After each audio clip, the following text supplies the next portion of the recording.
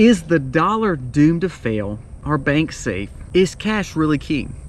We're going to talk about that today. We're going to talk about your money, talk about our money, and figuring out what's the best way and where to put our money during this trying time in America. Let's talk about a few details of our economy as a whole, and then we're going to jump into what we need to do with our cash and how important it would be to make sure that we are staying focused in a very trying time in America. Let's jump into this video today. It's going to be a good one. It starts right now.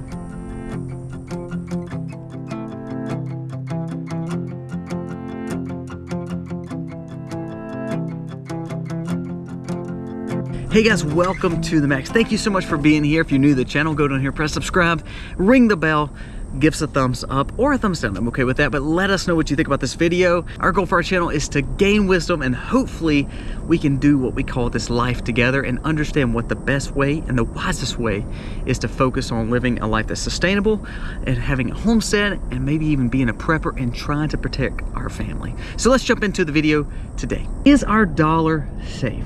That's a big, bold question. And I think as we see maybe what news is telling us, some are saying it's okay, we're gonna feel a mild recession. Some are saying it's gonna be terrible.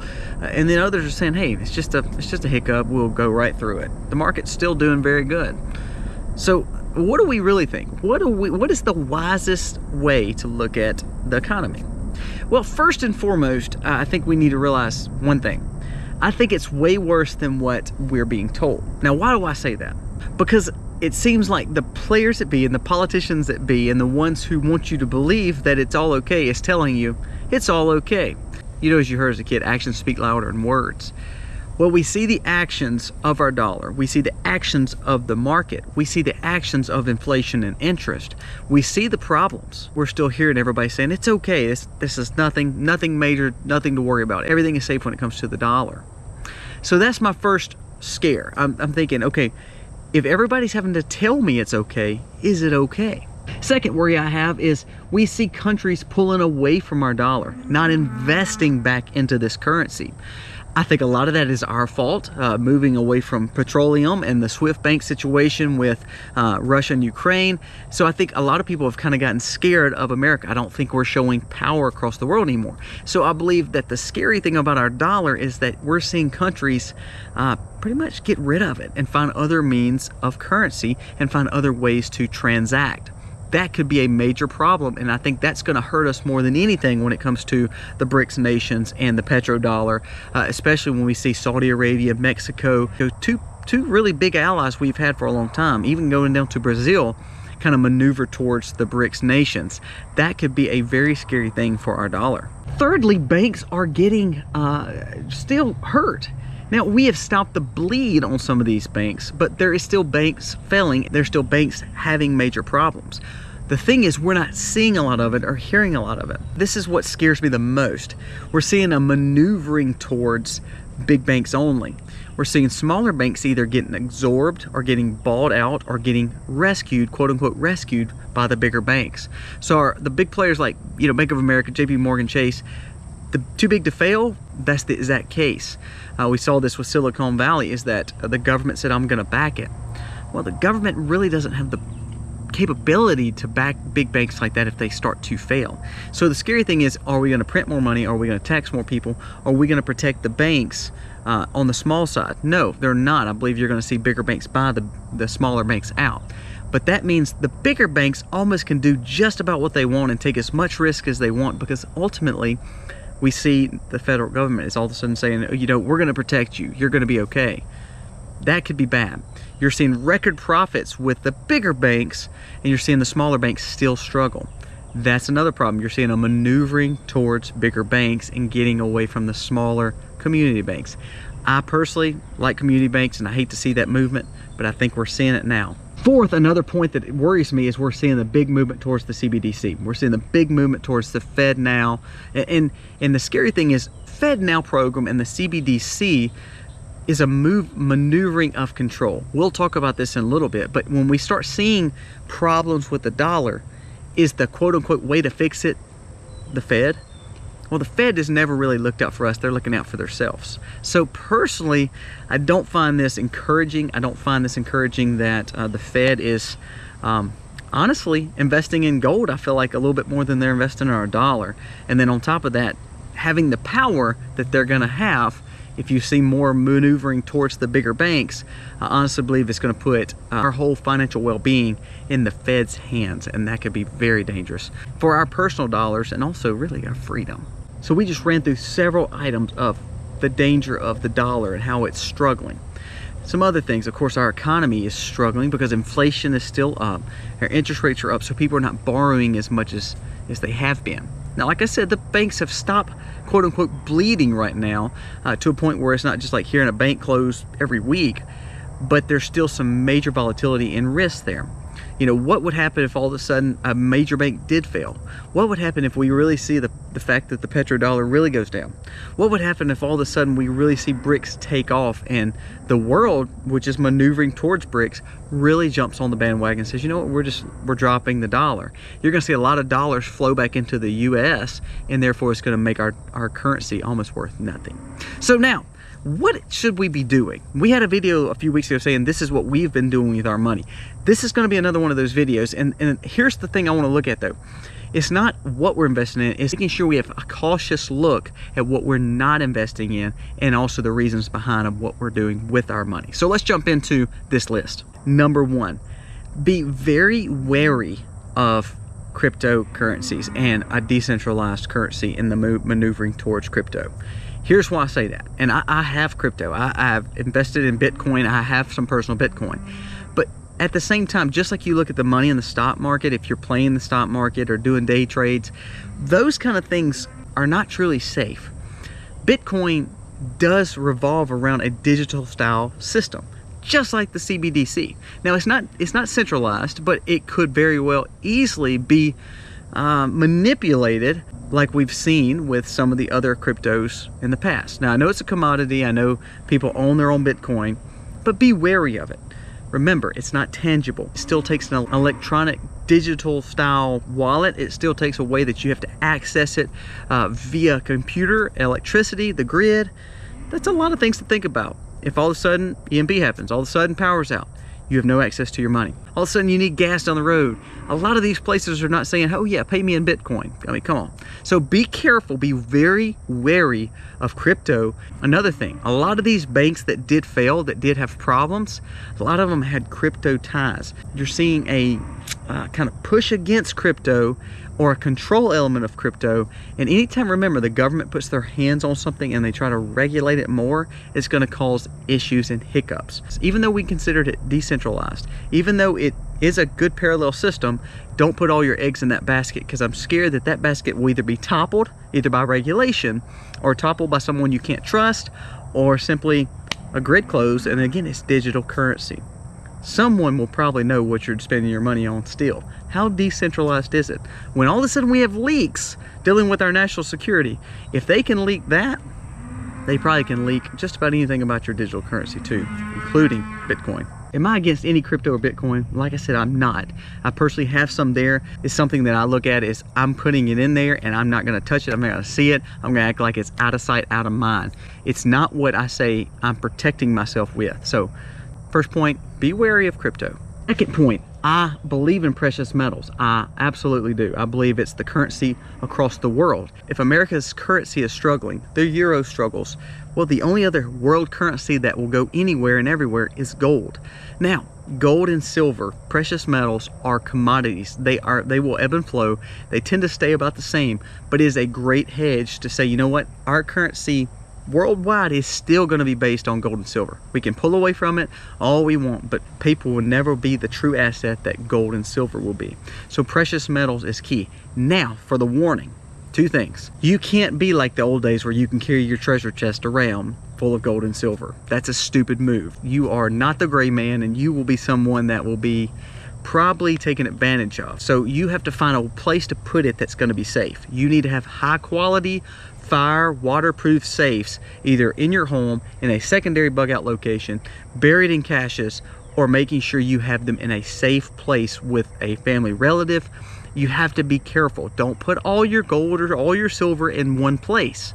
Make sure that you spread that out, because if you're putting a lot of your value of livelihood into this precious metals, yes, that value will always be there, but it's tangible. So good things about tangibility is you can utilize it, you can have it as a real asset, but it can be a little nerve-wracking because you've got to find out where it's at and know where it's at and know that it's safe.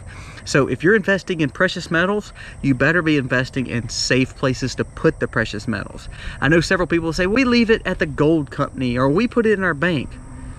Both of those things I'm not saying is bad, but why would you want to do that? You're buying a tangible asset for someone else to hold on to that you can access 24 hours a day, 7 days a week. So if you have a friend that's willing to hold your gold and you can trust them, or a family friend, you need to know that you can get to your gold 24 hours a day, 7 days a week. So I believe in gold, but I believe in tangibly holding gold. I don't believe in paper gold. I don't believe in certificates. I don't believe in other, areas keeping gold across the state or across the world. That's a little crazy for me. So that kind of goes back to the dollar or Bitcoin. I want to be able to tangibly touch it, but a safety precaution of where you put your gold. All mine is not in one place. I'm just going to be honest with you. All my precious metals are not in one place. And I'm not going to disclose where those things are. Only a slight few people know that. But the bottom line is, I want to make sure that all my eggs are not in one basket. Now, another thing, another warning. Make sure you understand what gold and silver actually is and looks like. Don't buy counterfeit trash and all of a sudden get ripped off. You've worked hard to earn your dollars. You don't need to put them into counterfeit, fake precious metals. So do your research, do your due diligence, and understand what you're purchasing. Make sure you have someone there that knows what they're getting, and you know what you're getting when it comes to silver or gold. I'm not saying that you would be taken, but people in a crazy world will do things to you and take advantage of you. So don't be naive or dumb to buy from a unreputable source and it be false. So make sure you have good quality gold and you know what you're purchasing and know what this is, how much it is, what it's worth. Don't be taken. Another point on precious metals, don't overbuy. The value of gold is what gold is. It's what it's worth, the meltdown. So you can take advantage of buying good quality gold from places all the time, but don't overbuy. Don't pay 50% more. Don't pay 30% more. Be wise in how you're buying it. Sometimes gold and silver can be used as a fear or scare tactic because the dollar is struggling. That's okay. The whole point is you're buying it for hedge of protection, but don't overbuy it or pay too much for it, because again, that's not helping. That's not good smart policy there. So make sure you're buying it, try to get it as a deal, or make sure it's not too good to be true, because that means it could be not real. So make sure you're paying good money for it. Make sure you're not getting ripped off at the same time. Very, very wise decisions on gold. Don't put all your eggs in one basket, because you can't carry around a satchel full or a treasure trove full of gold and silver. So put a portion of your funds there, but that's a great place to put your money. I personally believe in it, and it's something I'm doing just about monthly, as in making that purchase. Number 3, can we trust the bank? Now here's a big warning, but also a backing. I believe the banking industry as a whole needs to be revitalized. Understand that. It's not perfect. However, you can't keep all your money and all your cash or all your gold or all your assets on you at all times. You would look kind of funny carrying your money all the time. That you are very vulnerable and it would be dangerous for you. So you have to trust a bank a bit. So understand what you're looking at. If I'm not mistaken, I could be wrong, but most banks will disclose, especially if they're a public bank, most banks will disclose their financial records, and to an extent to see how strong or weak a bank is. Now, you may not understand all that, because I don't understand all that. But what I am saying is you can see if a bank has value or not. You can see the way they do business in town or not. If you think they're struggling, and remember, you don't know everything about that bank. Well, you're not on their board. So some things you may not know. I wouldn't put all my money in a bank, and I would spread that out. So say, for instance, my town has 7 banks. Just as an example. I may have funds in 2 or 3 of those banks. I want to make sure they're local banks, because I want to know where my money is, and I want to know that they're investing back in my community. That way, if something goes down, I will notice it more locally than if all of a sudden I invest in this national bank that's sitting in my town that's got this little storefront, and all of a sudden they start closing these down on the national side, and then mine will be impacted a little bit more. Now, as I said, the government seems like they're going against the smaller local banks, so that is a risk that you'd be willing to take. So I wouldn't put all your money in one bank. I wouldn't put a lot of money in one bank, but I would make sure that you had a good little stockpile of money in those banks just for safety. So personally, I would say, what is my budget? What does it cost me per month to live? Not all the discretionary eating out and all that junk. I'm saying budget wise, what I have to spend per month to live. I would try to build up to 3 to 6 months sitting in that account, and that's it. I wouldn't put my whole life savings in a bank, because if you need it at night, you're not getting it. If you need it on the weekend, you're not getting it. You can only go to the ATM and get a certain amount. Your money online is not safe. Again, you have access to it, but you're going to be doing it digitally. That can be scary. So trust a bank just like you would do all the other things. Do you get what I'm doing? We're spreading out our wealth, and we're spreading out our money. The dollars we've worked so hard to get, I don't want in one thing. I want them spread out. So number 3, local banks, but trust, but be careful, because the banking system as a whole is struggling. There are some strong banks, but it seems like the regulatory body is pushing against these smaller banks. But again, I would say still stick with the smaller banks before I would go to the national banks. Personally, that's just my opinion. If we see our dollar failing and we've invested in different financial means, such as gold, such as the bank, being wary of crypto, but if you have some in there, that's okay too. It's still wise to put a little cash up too. Make sure your cash is spread around the same way your gold may be. You don't need all your money in cash, because if all of a sudden the dollar is struggling, then that paper may not be worth nearly what it should be. But until that point comes, and right now you can use it, you have cash. I would keep, again, 3 to 6 months worth of cash at least in a tangible touching where I can access it. If I needed to make a quick purchase of fuel, if I needed to make a quick purchase at the grocery store, because digitally it may be shut down and we may have to use cash, cash will still be king for the time being. Now, if the dollar crashes, your cash probably won't be worth much, but they will at least give you a holiday or something to go switch your money into this wonderful CBDC. Personally, there's a lot of risk and issues with that. We'll talk about that in another video. But please remember, just like gold, just like Bitcoin, just like in the banks, you have to have some in cash. It's very wise. I've told you in several videos before, there's times in our areas where major storms come through in the south part of Mississippi. We have hurricanes, and the only way you can transact is with cash. Now, in a case where the dollar is crashing, the dollar may fall to pieces in one day.